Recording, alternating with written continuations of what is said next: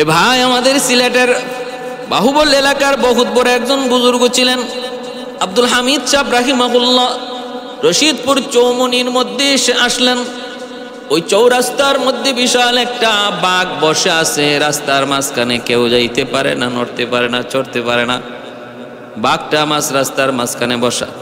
ওই এলাকাটা হলো পাহাড়ি এলাকা, চতুর্দিকে পাহাড়, মানুষজন দূরে দাঁড়ায় আছে। আল্লাহর ওলি আসতেছেন, মানুষেরা কয় হুজুর যায়েন না, রাস্তার মাঝখানে রয়্যাল বেঙ্গল টাইগার বসা। আল্লাহর ওলি তিনি তো আখিরাতের পাগল, আল্লাহর খাস গোলাম। বাঘ ভাল্লুকের ভয় তার অন্তরে থাকার কথা না, কারণ তার তো অন্তরে ইয়াকিন বাঘকে আল্লাহ আমার ক্ষতি করার জন্য পাঠায় নাই, আল্লাহ বাঘ বানাইছে আমার গোলামি করার জন্য। সুবহানাল্লাহ। আসলেন বাঘটার কাছে, আইসা কানে ধরলেন, কানে ধইরা বলতেছেন, আরে বাঘ, তোর থাকার জায়গা, রেস্টের জায়গা, ঘুমানোর জায়গা রাস্তা নয়, তোর বাসস্থানের জায়গা হলো জঙ্গল, রাস্তা হলো আল্লাহর বান্দাদের হাঁটা চলা করা রাস্তা, হাঁটা চলা করার জন্য। কেন তুই সমস্যা সৃষ্টি করো? তুমি তোমার জঙ্গলে চলে যাও। কানে ধরে বাঘটারে জঙ্গলের দিকে রূপ করায় দিলেন। বেশ কিছুক্ষণ জায়গা তিনি বাঘের কানে ধইরাও তারে আগায় দিলেন। হাজারো মানুষজন তাকায় তাকায় শুধু দেখছে, যেই বাঘের কাছে যাবার সাহস কারো নাই, সেই বাঘের কান ধরে তারে জঙ্গলের দিকে পাঠায় দিলেন। কে তিনি? তিনি আখিরাতের পাগল একজন আল্লাহর বান্দা। আদ-দুনিয়া খুলিকাত লাকুম ওয়া আনতুম খুলিকতুম লিল আখিরাহ। मैं तालिम मौला हूँ मेरे इश्क निराला, मैं तालिब मौला हूँ मेरे है जुमला जहाँ जिनके तजल्ली से उजाला, है जुमला जहाँ जिनके तजल्ली से उजाला। मैं दरुद जखा गैर खुदा यार नदारम, जुजियाद खुदा ही चे दिगर कार नदारम, जुजियाद खुदा ही चे दिगर कार नदारम। এ ভাইয়ের জন্য বলতেছি, একটু মনোযোগ দিয়ে শুনো রে আল্লাহর গোলাম। উজানির পীর সাহেব রাহিমাহুল্লাহ, কারি ইব্রাহিম সাহেব আল্লাহর ওলি গোড়ার পিঠে সোয়ার হইয়া জঙ্গলের পাড় দিয়ে কোথাও যাইতেছেন। দেখতে পেলেন একটা মসজিদ। ওই মসজিদটা জঙ্গলের ভিতরে, কেউ নাই, মানুষজন কেউ নাই। মসজিদটা দেখি গোড়ার পিঠ থেকে তিনি নামলেন, আর মনে মনে ভাবলেন, মসজিদ দেখার পর মসজিদের হক হলো তার মধ্যে 2 রাকাত নামাজ পড়া। সুযোগ থাকলে আল্লাহর ঘর মসজিদ দেখা মাত্রই সেখানে 2 রাকাত নামাজ পড়া, এটা মসজিদের একটা হক, মসজিদের একটা দাবি, মসজিদের একটা চাহাত।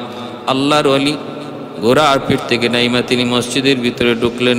ঢুইকা দেখেন জঙ্গলের একটা বিশাল বড় বাঘিনী 2টা দুধের বাচ্চারে এই মসজিদে এক কোনায় বসে বসে দুধ খাওয়াইতেছে। আল্লাহর ওলি মাঝখানে ঢুকলেন। তিনি মসজিদের ভিতরে ঢুইকা যেই মাত্র দেখলেন এত বড় বাঘ বাচ্চারে দুধ খাওয়ায়। মানুষজন দূর থেকে বলতেছে, হুজুর এই মসজিদে ঢুকেন না, এই মসজিদে বাঘ আসা যাওয়া করে, এজন্য কেউ এই মসজিদে যায় না, মসজিদে ঢুকে না। আল্লাহর ওলি আস্তে করে বাঘের কাছে যায়, তিনি ভাষণ দিলেন। ভাষণটা কি ছিল? এরে বাঘ শুন রে, আল্লাহ পাক রব্বুল আলামিন তোমাকে বানাইছে মানুষের খেদমতের জন্য, মানুষের সমস্যা করার জন্য আল্লাহ তোমারে বানাই নাই। তোমার কারণে আল্লাহর বান্দার আল্লাহর ঘর মসজিদে আসতে পারে না, ভয় পায়। কি জবাব দিবি? কি জবাব দিবি হাসরের মাঠে আল্লাহর সামনে? অতএব তুমি তোমার বাসস্থান জঙ্গলে চলে যাও, আর মসজিদ আল্লাহর বান্দাদের জন্য স্বাধীন করে দাও। এই বইলা তিনি যখন আওয়াজটা দিলেন, বাগে নিয়ে আসতে করে বাচ্চা নিয়া সে যে মসজিদ থেকে গেল, আজও গেল, কালও গেল, আর জিন্দিগিতে কোনো দিন এর আশেপাশেও বাঘটা বাঘিনীটা আসলো না। মসজিদ আবার মানুষের দ্বারা আবাদ হয়ে গেল। এ ভাইয়ের জন্য বলতেছি, কথাগুলো বিশ্বাস করবে যারা আল্লাহওয়ালাদের প্রতি এহতেরাম শ্রদ্ধা রাখে। আর যাদের অন্তরে আল্লাহওয়ালাদের প্রতি কোনো শ্রদ্ধা নাই, বরং দুশ্মনী আছে, এরা কথাগুলি নিয়ে মজাক করবে, ঠাট্টা করবে। কারামাতুল আউলিয়া হাক্কুন, যারা বিশ্বাস করে তারা এর প্রতি শ্রদ্ধা রেখে কথা বলবে। আর যারা ওলি আল্লাহদের কারামত বিশ্বাস করে না, এদের কাছে মজাক হবে, ঠাট্টা হবে। ভাইরা বন্ধুরা জন্য বলি, খেয়াল করে মনোযোগ দিয়ে শোনো রে বান্দা। ওই যে আল্লাহর ওলি দরবেশ আব্দুল্লাহ তামের কি তিনি আল্লাহর নামের জিকির শিখাইলেন। আর আব্দুল্লাহ মনে মনে কয় আজকে প্রমাণ করার সুযোগ, জ্যোতিষীর তন্ত্র মন্ত্র সত্য নাকি আল্লাহ পাকের নামের জিকির সত্য, এটা আজকে প্রমাণ করার টাইম। এই বইলা আব্দুল্লাহ দুইটা পাথরের কঙ্কর প্রথমে হাতে নিছে, হাতে নিয়ে বলতেছে, আল্লাহ যদি জ্যোতিষীর তন্ত্র মন্ত্র সত্য হয় তাহলে যেন সাপটা মরে যায়, সাপটা যেন মরে যায়।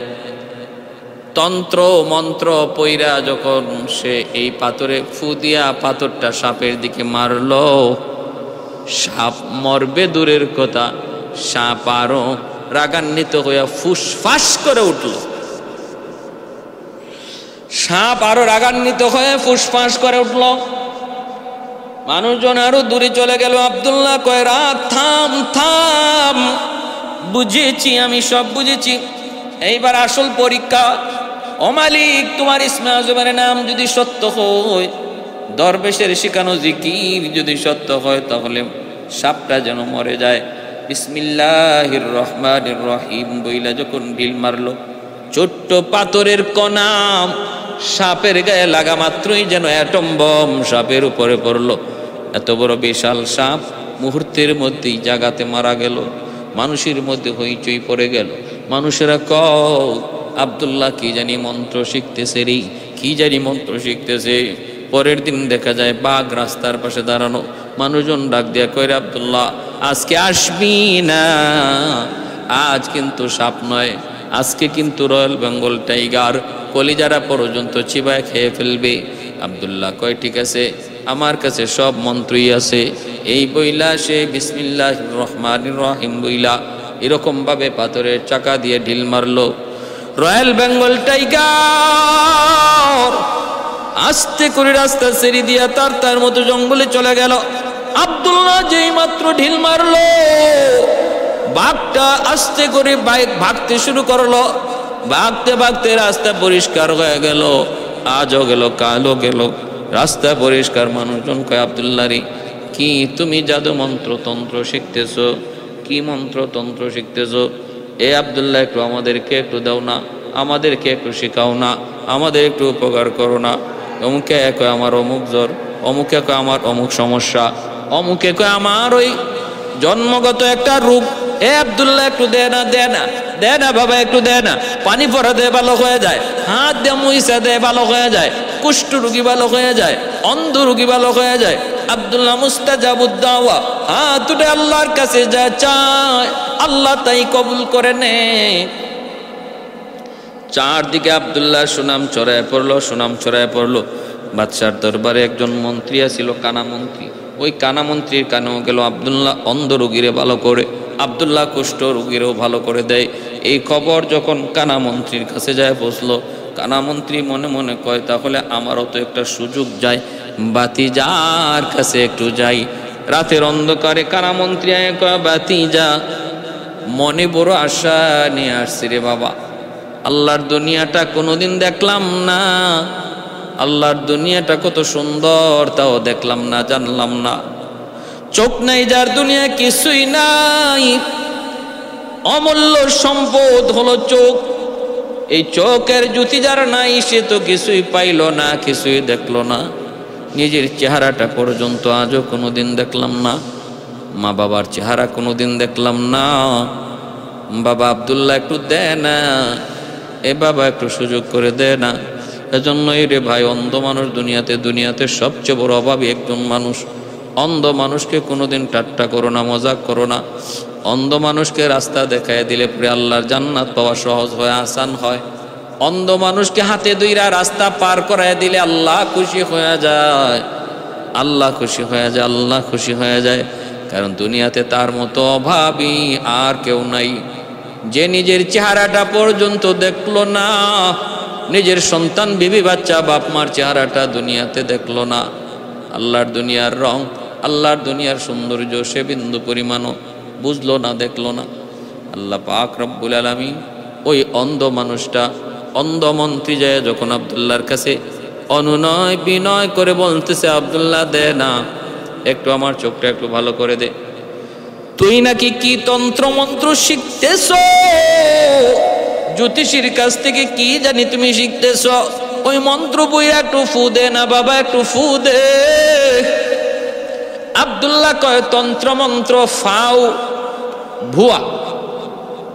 ও কোস কি তন্ত্র মন্ত্র যদি ভুয়া হয় তাহলে তোর হাতের ছোঁয়ায় মানুষ ভালো হয় কেমনে, কুষ্ঠরোগী ভালো হয় কেমনে, তুই কি যেন ফু দেস, ফু দিলে পরে সাপ মরে যায়, বাঘ মরে যায় কেমনে, তাহলে এটা কিসের মন্ত্র?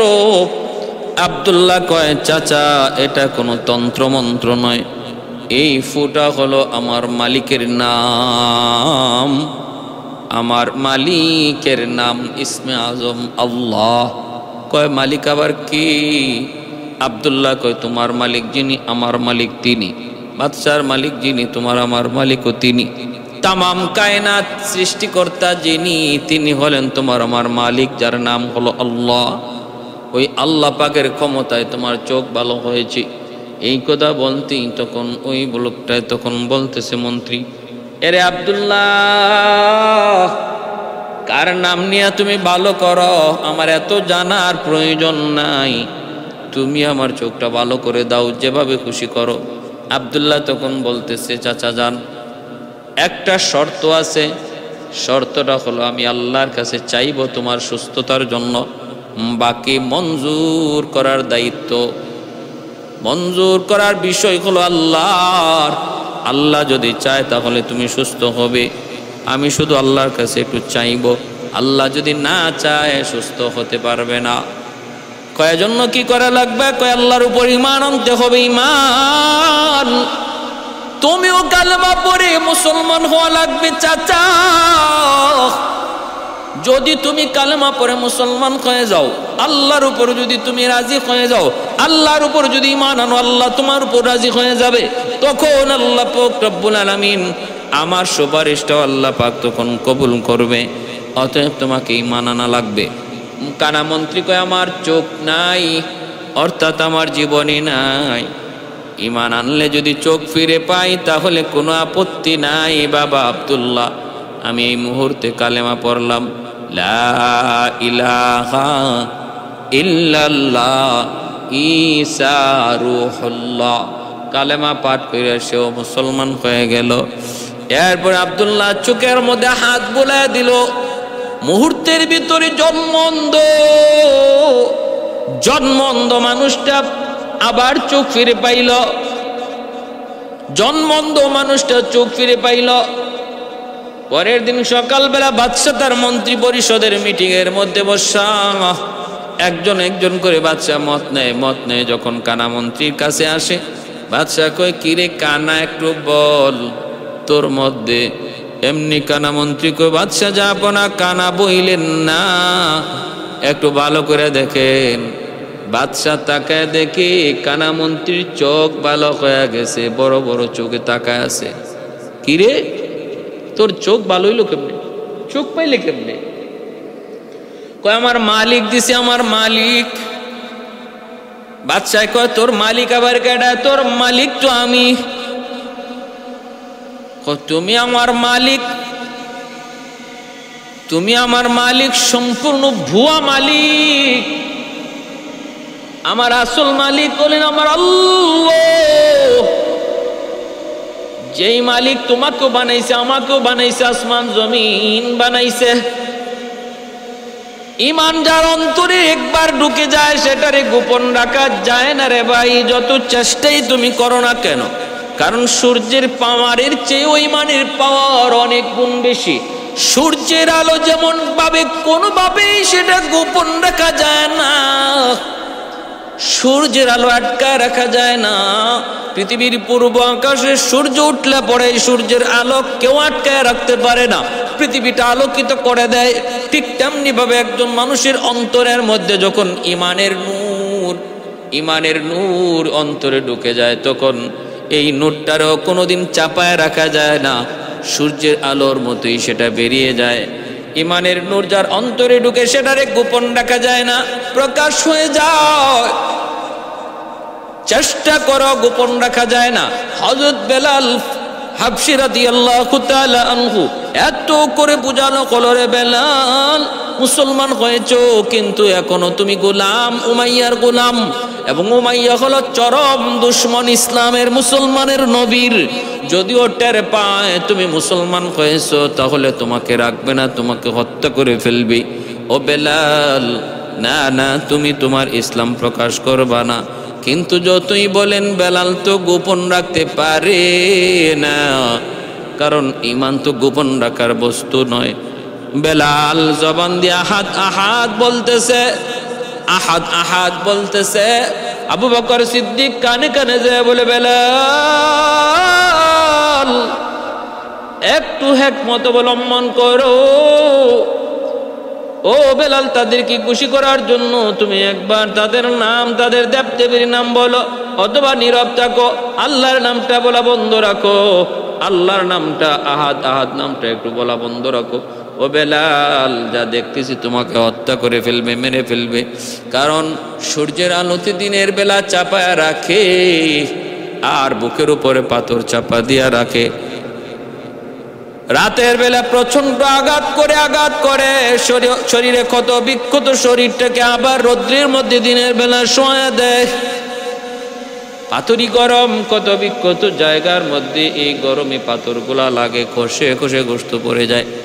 বেলাল আবু বকর সিদ্দিক রাদিয়াল্লাহু তাআলা আনহুকে বলে, আবু বকর, আমি তো চাই জবান বন্ধ রাখতে, কিন্তু আমার জবান তো পারে না। আমি চাই অন্য কিছু বলতে, কিন্তু আমার জবান তো অন্য কিছু বের হয় না। আমার জবান দেয়া শুধু আমার আল্লাহর নাম আহাদ আহাদ বের হয়, আর কিছু চাইলেও আমি বের করাইতে পারি না। আমাকে দোষ দিয়ে লাভ নাই।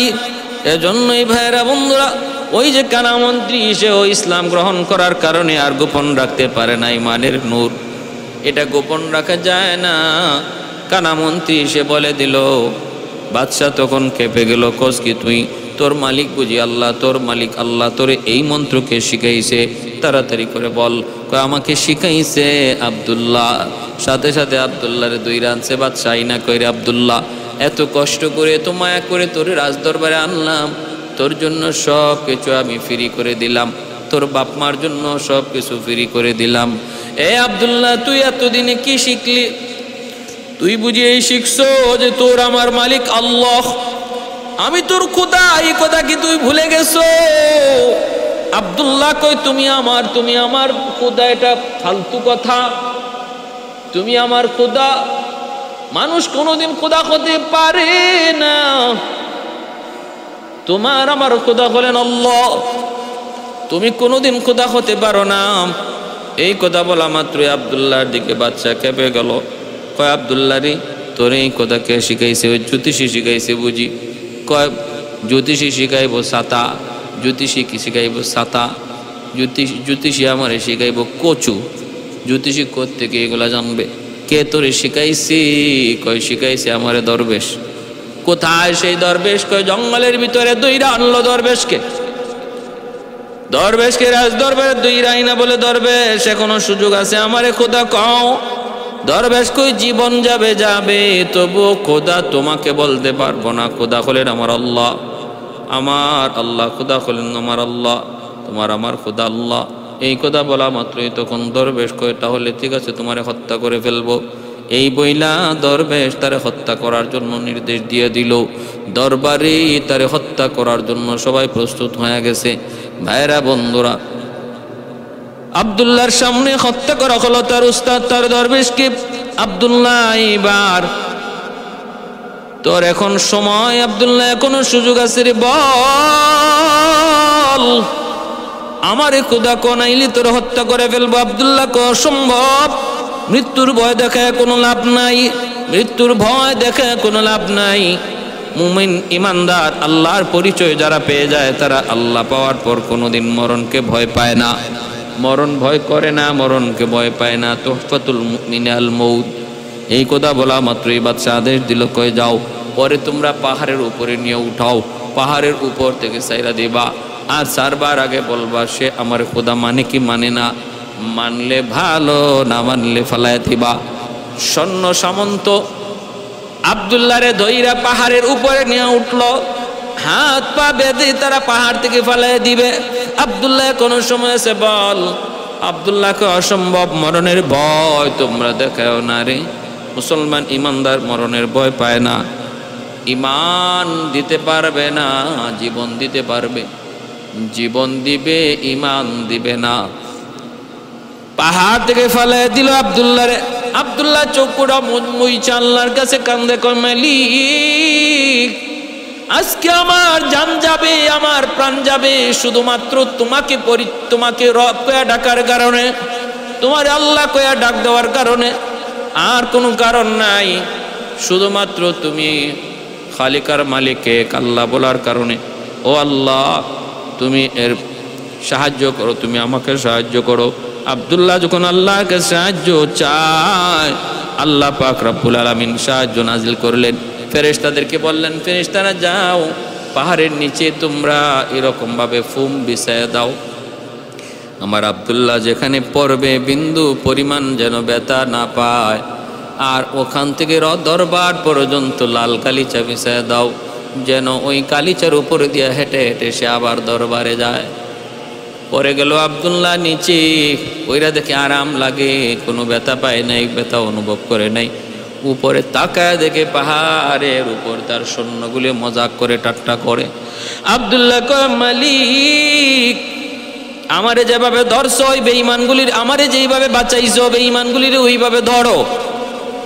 আল্লাহ, তুমি তো বাঁচাইতেও পারো, তুমি ধরতেও পারো। তোমার সাথে, তোমার প্রিয় বান্দাদের সাথে যারা দুশ্মনী করে, আল্লাহ তুমি তাদেরকে ধরো। আমার আল্লাহ বলেন, মান আদালি ওয়ালিয়ান ফাকাদ আযানতুহু বিল হারব। আমার ওলিদের সাথে যারা দুশ্মনী করে তাদের সাথে আমি আল্লাহ যুদ্ধ ঘোষণা করি, যুদ্ধ ঘোষণা। ভাইরা বন্ধুরা, এজন্য আল্লাহ পাক রব্বুল আলামিন ধরছে পাহাড়ের মধ্যে। ভূমিকম্প শুরু হয়ে গেল, সবগুলি সৈন্য পাহাড় থেকে পইরা নিজের পা সামলাইতে পারে না, ভূমিকম্পের কারণে পাহাড় থেকে নিচে পইরা সব একদম কিছু কি হয়ে গেল, চাটনি হয়ে গেছে। আব্দুল্লাহ রে ফালায়া মারার কথা, যেইভাবে আব্দুল্লাহ রে ফালায়া মারার কথা আল্লাহ ওইভাবে তাদেরকে মারলো। আর আব্দুল্লাহ রে আল্লাহ পাক জীবিত রাখলো। লাল গালিচার উপর দিয়ে আব্দুল্লাহ চলে গেল বাদশার দরবারে। ইউসুফ জুনওয়াজ কালেমার দাওয়াত দেয়, আব্দুল্লাহ তুই মরলি না, মরলি না, কেমনে তুই বাঁচলি? কয়ে, রাখে আল্লাহ আমারে কে, যে আল্লাহ আমারে রাখছে ওই আল্লাহ তোমার সৈন্যগুলিরে ধরছে। কয়, আমার সৈন্যগুলির অবস্থা কি? কয়, চাটনি হয়ে গেছে। আরেক সৈন্যরে আদেশ দিল, ওরে নিয়ে তোমরা সাগরে যাও, জাহাজে করে লয়ে যাও, সাগরের মধ্যখানে ফালাইয়া দিবা, হাঙ্গর ডাঙ্গর তিমি আব্দুল্লাহরে খেয়ে ফেলবে, আমাদের ঝামেলা মুক্ত। তবে মরবার আগে, ফালাইবার আগে তারে জিজ্ঞেস করবা সে আমাকে মানে কি মানে না। আব্দুল্লাহরে জাহাজের উপর থেকে যখন সাগরের মধ্যখানে ফালাইয়া দেওয়া হবে, তখন আব্দুল্লাহকে আল্লাহ সাহায্য চাই। আল্লাহর পক্ষ থেকে সাহায্য চলে আসলো। এমন সাহায্য আসলো, পানির উপরে আল্লাহ পাক রব্বুল আলামিন, পানির উপরে আল্লাহ পাক মখমলের বিছানা বিছায় দিলেন। আব্দুল্লাহ পড়লো, এক সাররা পরিমাণ পানি তার গায়ে লাগে না। মখমলের বিছানা, মখমলের চাদর, আবার লাল গালিচা বিছায় আল্লাহ পাক রব্বুল আলামিন একদম বাদশার দরবার পর্যন্ত পৌঁছায় দিলেন। আব্দুল্লাহ নিরাপদে যায়, ওই জাহাজের উপর দিকে তাকায় কয়, মালিক তুমি ওদেরকে ধরো। বলা মাত্রই সাগরের মধ্যে ঝড় তুফান শুরু হয়ে গেল। জাহাজটা অল্প সময়ের ভিতরে পানিতে ডুবে গেল। সবগুলি সৈন্য যারা গেছিল আব্দুল্লাহরে ডুবায়া মারতো, ওই সবগুলির আল্লাহ পাক ডুবায়া মারলেন। ভাইরা বন্ধুরা, আব্দুল্লাহ আবারও বাদশার দরবারে চইলা আসছে, আইসা কালেমার দাওয়াত দেয়। আব্দুল্লাহ রে তুই এখনো বুঝি মরলি না? কয় অসম্ভব, রাখি আল্লাহ মারে কে? কয় তাহলে কি করব? মন্ত্রীরা পরামর্শ দাও। মন্ত্রীরা কয় ওরে আগুনে পুরাইতে হবে। আব্দুল্লাহ কয় আমার আগুনের ভয় দেখায়ও না রে মন্ত্রী, এ জালিম আগুনের ভয় দেখায়ও না, কারণ আমরা ইব্রাহিম খলিলুল্লাহর উত্তরসূরি, আগুনের ভয় দেখায় কোনো লাভ নাই। বাদশাহ ইউসুফ জুনাওয়াজ কয় তাহলে আব্দুল্লাহ তোরে কেমনে মারমু? ক তোরে তো কোনোভাবেই মারতে পারি না, আগুনের ভয় পাস না, তাহলে মারমু কেমনে? আব্দুল্লাহ তামির তখন বলতেছে বাদশাহ আমাকে তুমি মারতেই হবে, তাহলে মারতেই হবে বুঝি? বলে হ। এইদিকে আব্দুল্লাহ যে একের পর এক পাহাড় থেকে পরিরাও বাইচা গেল, সাগরের মধ্যে ফালানোর পরও বেঁচে গেল। একে একে ইয়ামেনের মধ্যেই খবর রটতে মানুষজন একটার পর আরেকটা ঘটনা দেখতে দেখতে মুসলমান হইতে 50 ভাগ মানুষ মুসলমান হয়ে গেল। ইয়ামেনে কেমন করে ইসলাম আসছে? এর আগে ইয়ামেনের মানুষ মূর্তি পূজারী ছিল।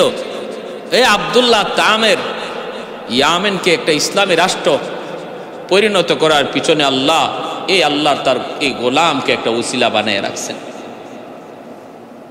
আমার ভাইয়েরা, এখন বাদশা কয় ঠিক আছে তোরে কেমনে মারমু কো?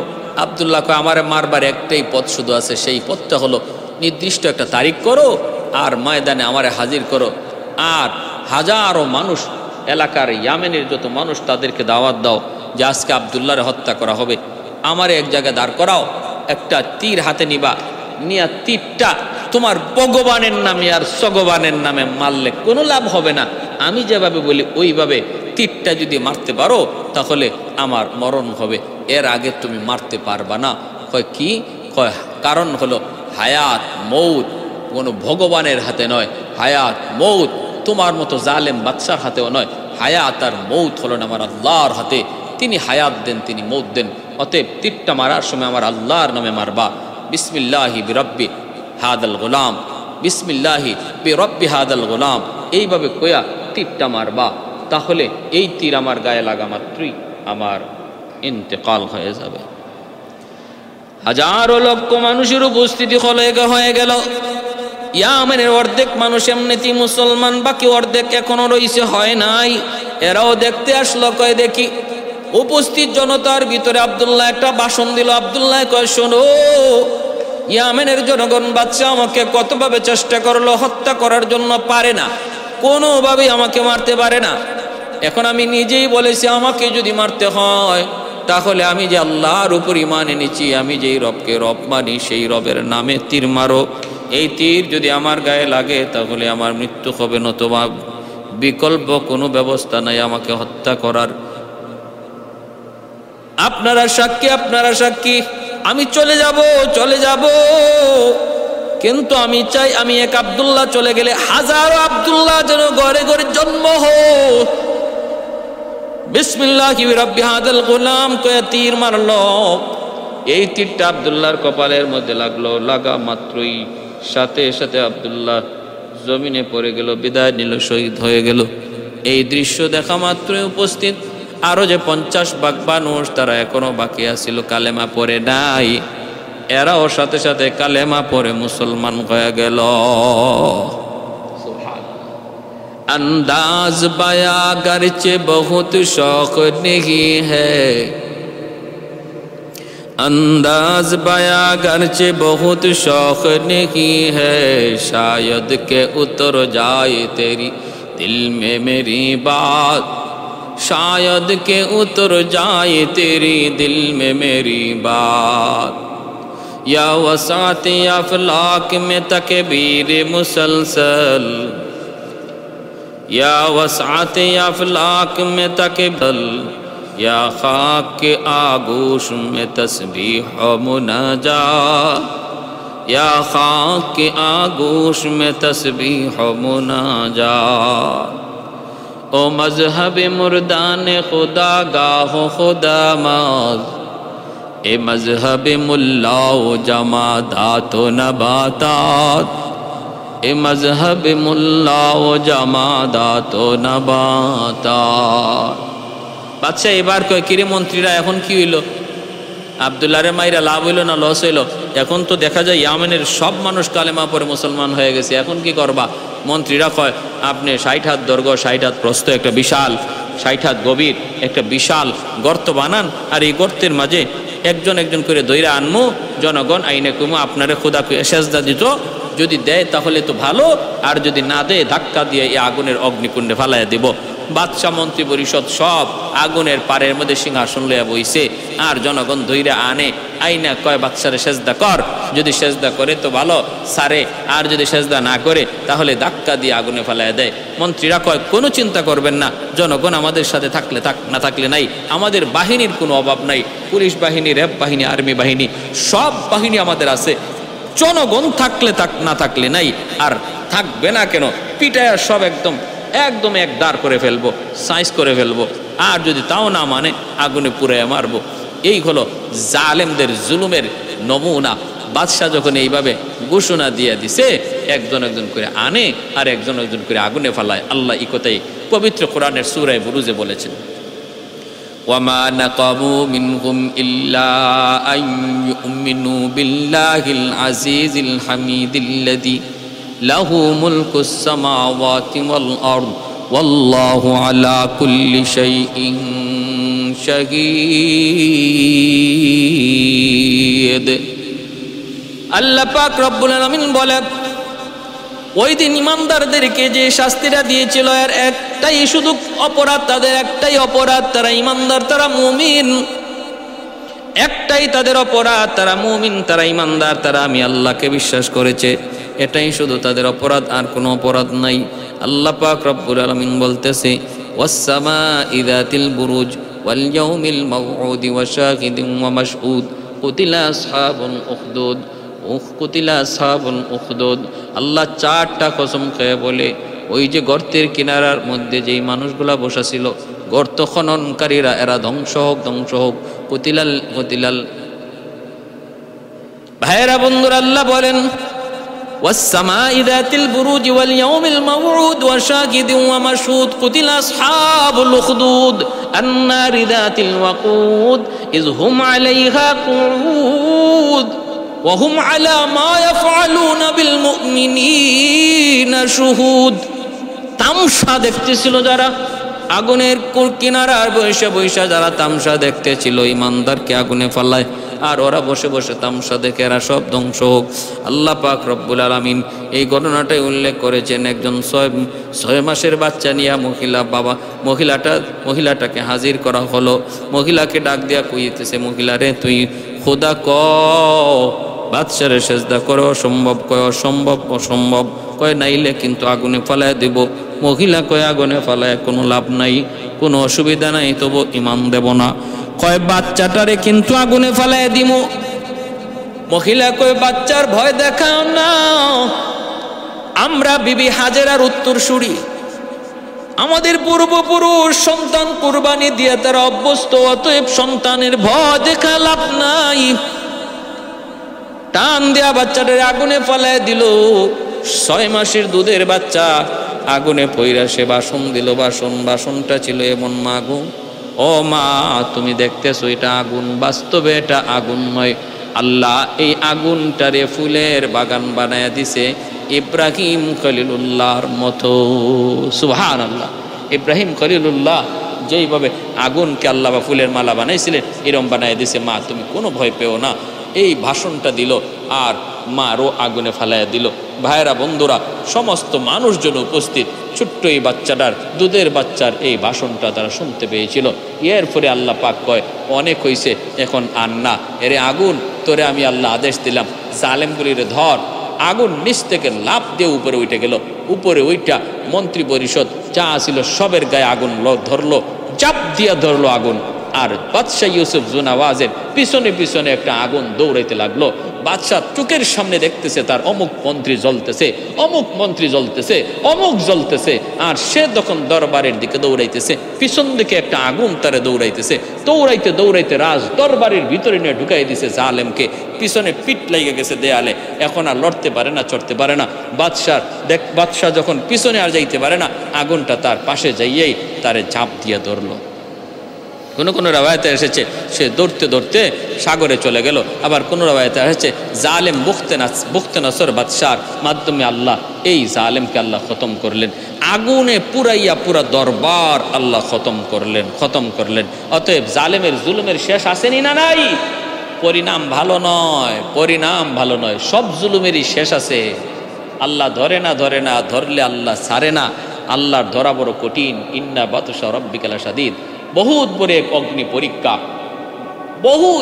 এক অগ্নি পরীক্ষার ঘটনা আল্লাহ পবিত্র কোরআন সূরা বুরুজের মধ্যে উল্লেখ করে তার হাবিব এবং গোটা মুমিন জাতিকে আল্লাহ মেসেজ দিলেন, যারাই ঈমান এনেছো মনে কইরো না যে তুমি ঈমান আনার দ্বারাই তুমি জান্নাতি হয়ে গেছো। যতজনে দৌলতে ঈমান আনছো, ঈমান পাইছো, এই ঈমানের পরীক্ষা কম বেশি তোমার জীবনে আসবে। এই ঈমানের পরীক্ষা কম বেশি আসবে। যার ঈমান যত মজবুত হবে তার পরীক্ষা তত কঠিন হবে। কারো পরীক্ষা জীবনে হবে একবার, কারো পরীক্ষা জীবনে হবে বহুবার। অতএব পরীক্ষার মাধ্যমে ঈমানের স্তর, ঈমানের মর্যাদা, ঈমানের মাকাম আল্লাহ পাক ঈমানকে মজবুত করবে, আর তার জান্নাতে মাকাম আর মর্যাদা আল্লাহ বাড়াইয়া দিবে। অতএব ভাইয়েরা, আমরাও যারা ঈমানদার মুমিন, আমাদের জীবনে আল্লাহ পাকের পক্ষ থেকে ছোট বড় ঈমানের পরীক্ষা আসবে। ওই পরীক্ষায় আমরা হতাশ হব না, আমরা নিরাশ হব না। সর্বদা আমরা পরীক্ষার মধ্যে মজবুত থাকব, আল্লাহর উপরে ইয়াকিন আর ভরসা রাখবো, সর্বদা আল্লাহর সাহায্য চাইব। যে মানুষটা আল্লাহর হুকুমের উপর মজবুত থাকবে, আল্লাহর গাইবী মদদ আর সাহায্য তার সাথেই থাকবে। আল্লাহ আমাদের সবাইকে এই কথাগুলোর উপর আমল করার এবং নিজের ঈমান আমলকে মজবুত রাখার তৌফিক আল্লাহ দান করুন। ওয়া আখির দাওয়ানা আনিল হামদুলিল্লাহি রাব্বিল আলামিন।